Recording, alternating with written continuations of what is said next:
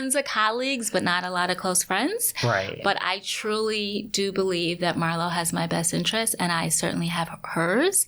And to find that bonding on a platform like this, just to me is incredible, and it just really touches my heart, honestly. What has been like, we'll start on a positive note. What has been like a highlight of this whole experience through you? Like the friendships. Yeah. The laughter. The friendships. Really? Yeah. What's been a low light? Like, what's just one thing that stands out of like, oh God? Just that, my normal day-to-day, my personality is typically more reserved and welcoming, and I started out on a really high, not positive note, but it was authentic and it was true, and I have learned to use my voice and whatever feels authentic and true to just rock with it. So for me, it was low, just being like, you know what, I just have to own that shit because it's what I did. It's not my proudest moment, but it's real, and I'm a real person, and I just trust that people would relate to me as things went on. And when you say you started out like on a moment that you consider low, are you talking about with Kandi? Yes. I mean, that's what I thought you were talking about. Yes, it was a lot. So what was it, about that, and how did that all develop? So the thing that bothered me the most about that was the lack of context to the situation, right?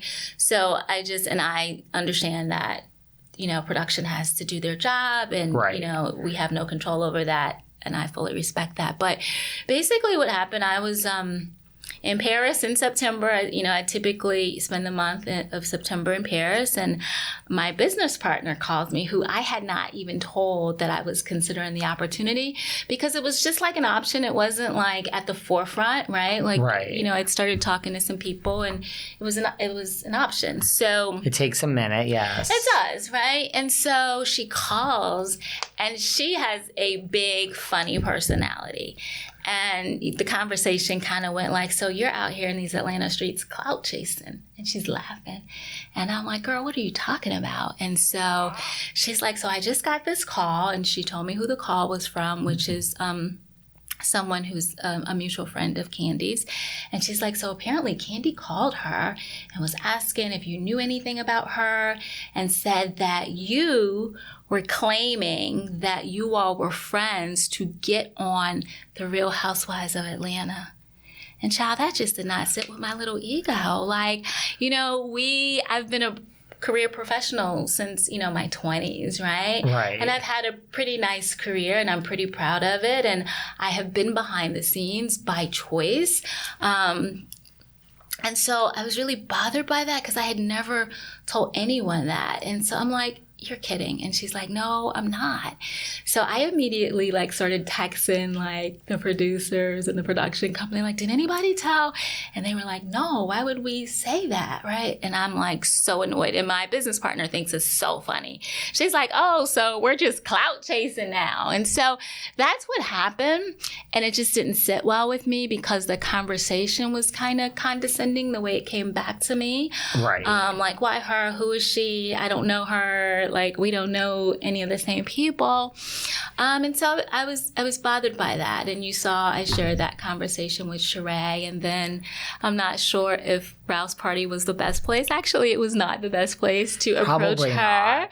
After a couple cocktails. But you know what? It happened. It was a real moment. And I just have to be accountable and, move forward. Do you think that moment got then misconstrued to the viewers? Because then that breaks the fourth wall, right? Because listen, people I think were confused, and there were comments online of we don't even understand this argument. There was right. literally no context to it. So I understood why it was confusing to me, quite honestly. And it went on for a while, and there were obviously, they do what they do to cut it up and make it make sense. But I mean, even to me, it just made no sense, because there was no contextual understanding as to what we were even talking about. Right. But the point was, Kandi, I don't know you. I've seen you a couple times. You're not necessarily in, you know what I mean? On my radar. Much respect to you, but I don't have to pretend like we're friends to get on this platform, because they actually reached out to me. So stop. right? And that was it. And again, my ego certainly played a role in it. And Guilty. And it makes sense now how you're describing it, because then it's like, I mean, they're not going to break the fourth wall and say, well, you were trying to get on the show. And so I think, right, because then that's... Yeah, no, they're not. sure. So I think that's why everyone was really confused. Yeah, I was too.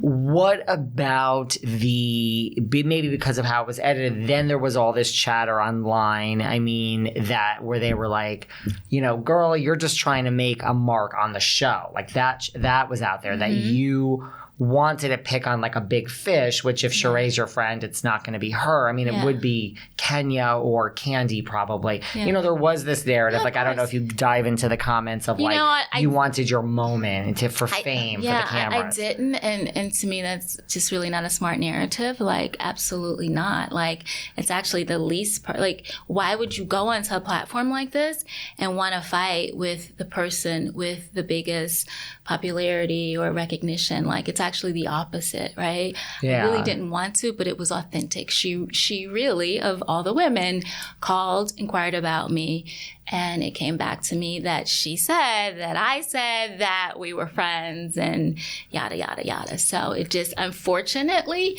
it happened to be her.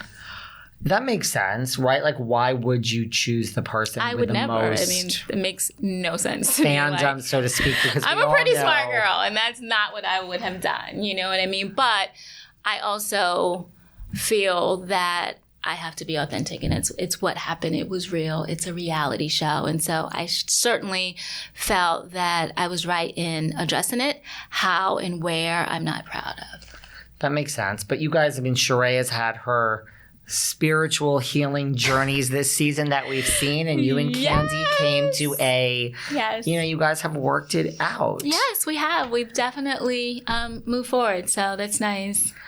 You've done it more than some others. I mean, you take like a Kenya and a Marlo. Mm-hmm. I mean, what is it about those two that you feel, that they just don't see eye to eye? So there's a couple things. Number one, I think that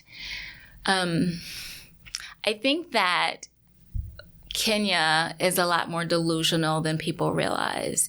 And she really just, when she wants to do something and have a story and a narrative, she's gonna run with it. And I think that her and Marlo are similar in certain ways, interestingly enough.